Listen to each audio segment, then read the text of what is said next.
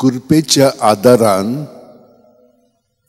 आमचे भावार्थाचे दोळे जेजूक देवाक सगळे सुवातेचेर उणबोवंक शकता.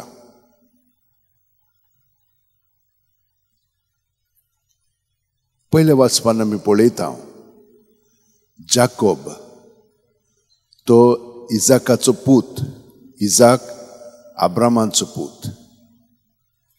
आतां आब्रामाक देवान सांगलेलें तुका हांव सगळें दितलो म्हणून, हें सगळें घरदार भाटां बेसां लोक इतलो संख्या तुजी जातली. शेवटी इजाक जालो, ताका भुरगें जायनासलें. मागीर इजाकाक आमी पळयलां कशे भशेन ताचो चेडो इसव आनी जाकोब आसलो. सगळो दिरेंत इसवक आसलेलो पूण जाकोब मागीर ताचो भाव ताचेर खूब रागान बरोवन तो ताका भियेलो आनी पळोवन वेतालो. आतां पळोवन वेतना ताका अशें दिसलें की हांवें आतां सारकें करूंक ना देवा सोबें. पूण पळयात कितें जाता पळय तें अरण्यांत ताका देवाचो अणभव घडटा. तो थकलेलो आसलो, एक फातर घेता आनी ताचेर आपली तकली दोत्ता, न्हिदता. न्हिदल्या उपरांत ताका सोपण पडटा. आतां सोपणां 3 प्रकारचीं आसतात. न्हिदलीं की ना पयलें सोपण पडटा. मागीर बरींच आमी खूब न्हिदल्या उपरांत सारकी मध्यानीर अशें खूब वेळ गेल्या उपरांत आनी एक सोपण पडटा. आनी उठच्या वेळार आनीक सोपणां पडटात. हीं 3 वेगवेगळीं सोपणां. आमचे भितर कितें चलता तें पयलेंच वयर येता. आतां आमी उदकान कितें घातलें की ना तें रोखडेंच पयलें वयर येता ते भाशेन. मागीर तें आमी गावता. मागीर दुसरें खोलायन कितें आसा तें आमकां मेळटा. शेकीन ते भाशेन हें जाता. तर ताच्या मनांत हीं चिंतना आसलेलीं हांव आतां हिचोर वेतां कितें जातलें म्हाका, आनी देव ताका थंयसर मेळटा, भेटटा. कसो? ताच्या स्वप्नांतल्यान. आमी जाणो हे स्वप्नां सगळ्या जाणांक पडटात म्हणून, पूण देव ताचे कडेन उलयता, तो देवाक अणभवता. ताणें एक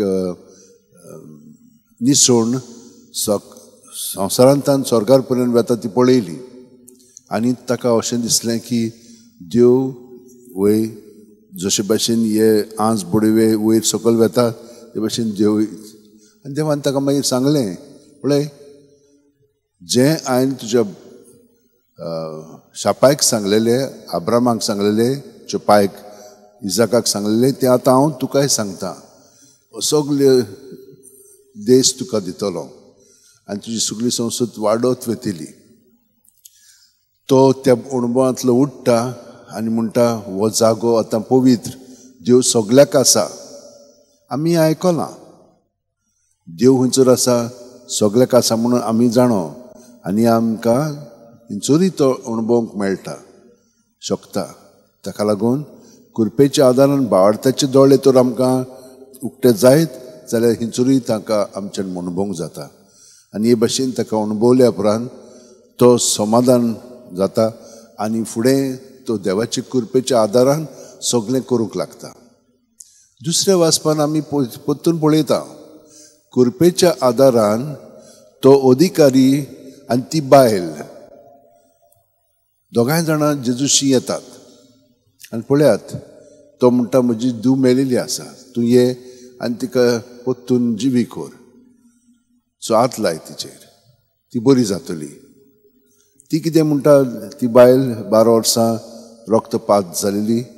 ती म्हणटा म्हाका कोणेंच आदार करूंक ना, पूण हांव तो ताच्या आंगोस्त्राचे कांट्यार हात लायत जाल्यार हांव बरी जातली. आनी ते भाशेन ती भावार्थान कृपेच्या आदारान भावार्थान येता आनी ती बरी जाता. जेजून तिका सांगलें भियो नाका, तूं बरी जाली म्हणून. तांगेर गेल्या उपरांत ती मेलिल्ली आसली, सगळीं जाणां जाणो आसलेलीं, वेणू वाजयतालीं, रोखटालीं. तांकां सांगल्या उपरांत ते न्हिदला म्हणून ती ताका हांसूंक लागली. पूण ताणें वचोन तिच्या हाताक धरलो आनी ती उबी रावली आनी सगल्या जाणांक हें पळोवन ती अजाप जाली. पूण जेजून कितें सांगलां सगल्या जाणांक, तुमच्या भावार्थाक लागून हें सगळें तुमचें सगळें घडलेलें आसा. पूण भावार्थ म्हजे भयणीनो आनी भावनो आमचो कशे भशेन अदीकान अदीक जागृत जातलो कृपेच्या आदारान. आनी हाका लागून जेन्ना आमी दुसऱ्यां पासत मागता तेन्ना तुमी समजो नाकात की तें बेश्टें निर्फळ जाता म्हणून. ना, तें कोणाक ना कोणाक तें मेळटा.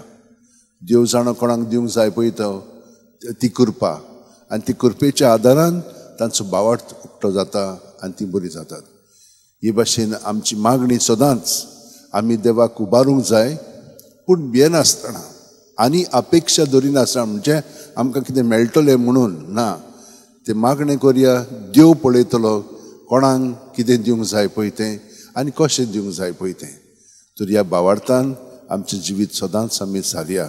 आमच्या हातांत अशें धरया, उटयेंत दोळे बंद करया.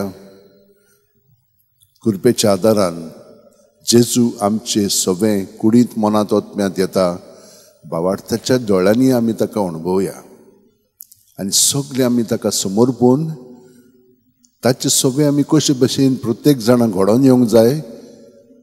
आमचें खेरीतपण तो आमकां घडोवन दिता, ताका आमी सहकार करीत रावया, ताच्या एकवटान आमी रावया आनी खरेपणी ताचें सूख, शांती, गोठाय, आनंद आमकां मेळटलो. आनी हे परी आमचें जिवीत जातल्या उपरांत दुसऱ्यांकूय तो अणभव देवाचो आमचे सगळे आमच्या उतरांनी, कोन्यांनी आनी चालींतल्यान घडटलो. आमेन.